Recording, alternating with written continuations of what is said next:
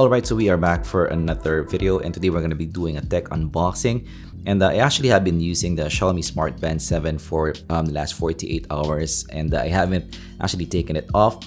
And I'm gonna give you guys my impressions in how this performs. So $40 here, newest fitness band, one of the most popular fitness bands around. But first, let's look at the band itself. So this is the look that you're gonna get. So I actually got the black version. So you do have interchangeable bands here if you do like. But first, let's look at the band itself. So it's actually matte in color here. So actually the finish here reminds me of maybe an Apple Watch, but this is a bit more gray compared to my Apple Watch. And as you guys can see, it's more of a band design. So actually the size here is maybe divided by 2 my Apple Watch here. So it's a bit more maybe easier to carry around. It's not that big on the wrist as well. And I do like the lightness of the device as well. So wearing this 24 hours for the whole day, I didn't need to maybe adjust it from time to time because it's light. So it's like nothing at all because of the weight. So that's definitely nice on that. So actually the fit on the hand here is very much usable for me. And looking at the AMOLED display, of course, this is one of the unique selling points. This is actually quite sizable AMOLED display, but it's in the thinner side of things. But as you guys can see, the black levels is definitely really nice here. And yeah, as you guys can see, it's quite bright as well. So a lot of settings here. So I actually found around 70 to 80% to be the right balance for me of the brightness here. So outside you can still see it, and also indoors as well. It's fairly usable in the brightness level. One issue though that I encountered is sometimes there's no auto brightness here. So sometimes indoors it can be a bit too bright, especially in darker locations. So hopefully in the future they will have an auto brightness level, but keep that in mind. But yeah, looking at the UI itself, so this is my favorite UI out of all the bunch. So I did get maybe several watch faces, and these are my favorite. So you can actually delete and download more watch faces from the store, which is definitely nice there. You can see the weather. You do have a heart rate sensor as well. So this tracks my heartbeat, which is definitely nice. You do have a calorie indicator or workout indicator. You do have steps indicator as well, and the battery indicator at the bottom. So the time as well, pretty legible. And they do have a date indicator as well. And of course here in the watch band, you also get some notifications here as well. So from Facebook, you can make this a notification tracker, which is definitely nice. I would have to say though, this is still not a perfect maybe watch face for me. So I wish it's still a bit cleaner for me. So yeah, still not perfect for me.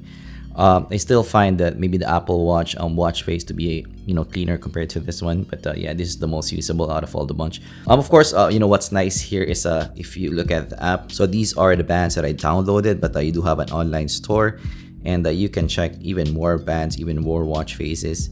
So actually, maybe one of the most favorite that I have is they do have maybe a pixel, maybe looking ones like this. So you can make it maybe a gamery kind of style.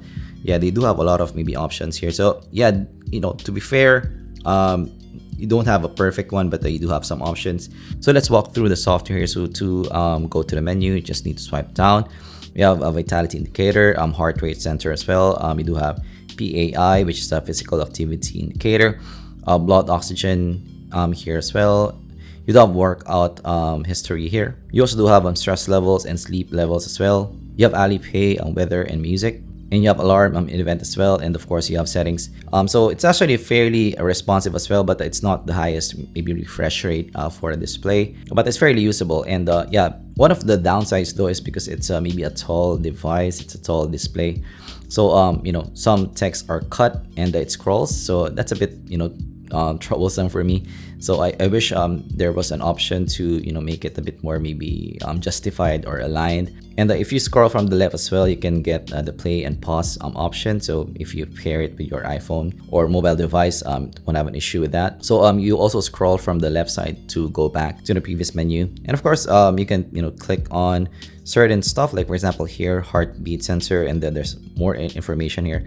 So yeah, actually fairly feature packed tracker here. And here is the workout indicators. So I was not working out that much. I used it for some bowling, but I wasn't working out that much compared to maybe some other people. And here of course you're getting that step tracker.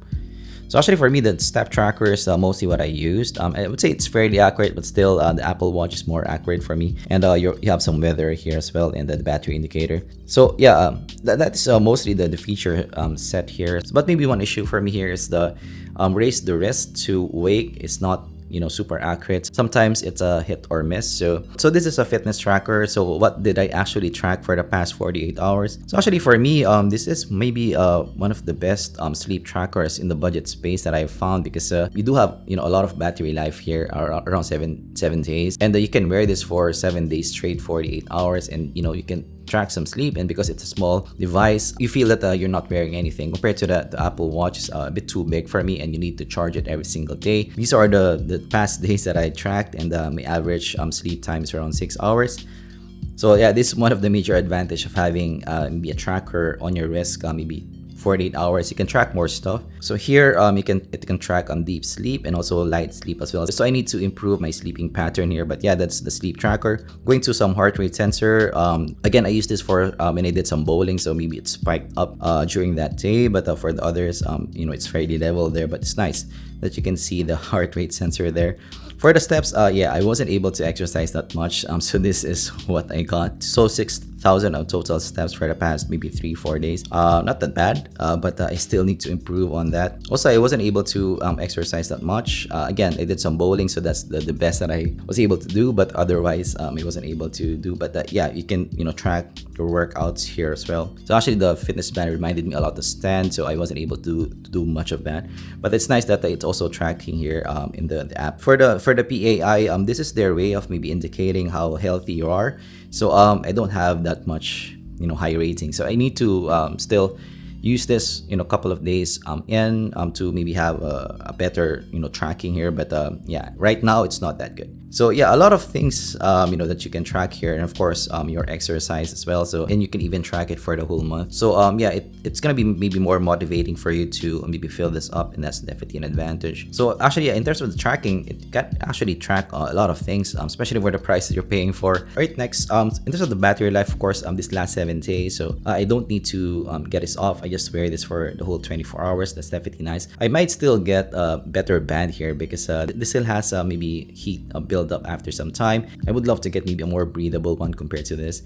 This still already better compared to the Apple Watch that I have in terms of the breathability, but I still want to make it more breathable, so I might still need to change this up. And another thing, another major con for me here is the setup of this. So when this arrived, the setup is a bit troublesome. So this arrived to me in a CN version, so Chinese version here. So I did need to find some tutorials on how to get around that. So you need to set your phone region to Chinese, and you need to set the device itself to English, and it's all in Chinese. So you need to go to a tutorial and then find at which button is the language setting, and then you need to press the right button. So a bit troublesome in that. So if you're not a techie, and if you also get the same copy that I have, it might be a bit troublesome for you. So yeah, in terms of the connection and the actual usage of this daily, I didn't have any issues on that. So it connects really well, like a charm for me for the past 48 hours. So no issues on that. All right, so that's my 48 hours of usage with the Xiaomi Smartband 7. So what do I think of it? What are my overall thoughts? Yeah, for $40, I'm actually quite impressed with this, especially for the tracking. So it was able to track the things that I need for it pretty well, I would say, especially for the price you're paying for. I would still say it's not the most accurate tracker. So if you're a professional, you might need to upgrade from this. But if you're maybe a casual person and you want to track some stuff in your day, this is definitely a big selling point for that. I would definitely recommend this for the $40 price point here. I think it's one of the best watch bands that you can get for the $40 price point. So of course, big thanks to Prime Goods Gadget Hunter for sending this over. Links down below if you want to get one. Thanks for watching, and I'm gonna see you guys in the next zpolt video. Goodbye.